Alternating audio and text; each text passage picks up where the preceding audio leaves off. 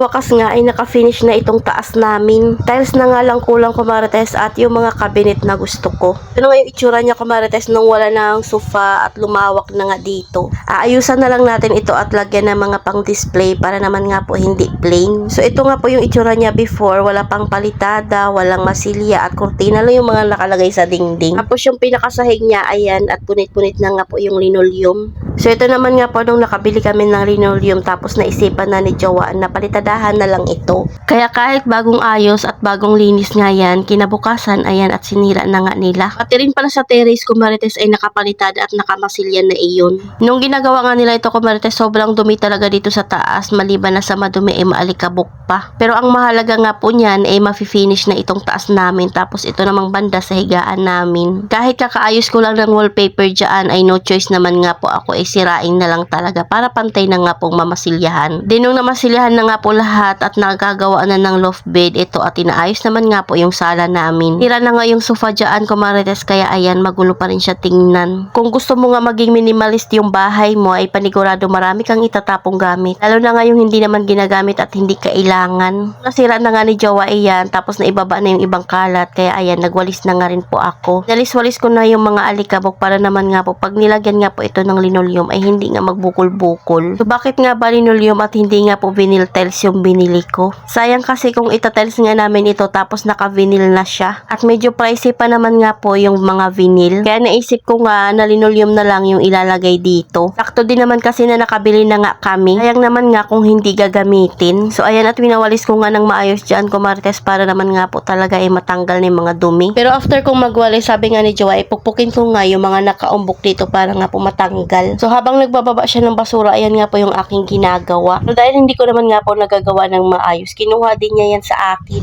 Kaya ang ginawa ko ay tagawalis na lang ako ng mga kalat niya. Hindi na nga siya maging sobrang maalikabok dito sa taas namin. Maliit lang itong bahay namin kumarites na mayroong tindahan pero nakakapagod na maglinis. Paano pa kaya yung mga malalaking bahay? So ayan nilipat ko na nga muna yung lamesa para mawalisan ko nga rin po yung banda doon. So inabot na nga kami dyan ng gabi ni Jowa. Ano naman talaga para naman nga po matapos na nga ito. After kong mawalisan dyan binalik ko na yung lamesa doon sa pinaglagyan. Diba ang daming natanggal ni Jowa dyan na mga bato-bato or bukol-bukol.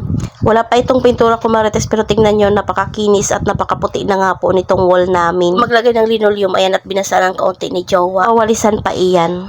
So ito naman nga po yung itsura niya sa taas. Pag nasa loft bed ka. At dahil bawas na nga po itong linoleum kumarites nilagay namin doon sa higaan namin. Bitin na nga po ito at kulang na. Kaya bumaba ako para magbantay ng tindahan dahil umalis nga sila. Kabalik nila kumarites 2 yarda na lang pala yung natira doon sa aming binili nga pong linoleum. No choice at pagkasyahin na nga lang po ito. Buti na nga lang talaga at may natira pa. After kung mailapat yan kumarites si Jowa na ang nagtapos niyan. Dahil mas magaling naman siya magputol ng magaganyan or magpantay. Unti-unti kong ang gagawing aesthetic itong taas ng bahay namin. Syempre kagaya din doon sa baba. Doon kasi ay puro tindahan or paninda sa baba. Next vlog ay titingnan ko nga kung magkano yung mga nagastos ko dito sa aking pinagawa. Lalo na yung sa loft bed at yung mga ginamit na plywood dahil medyo pricey yung mga plywood.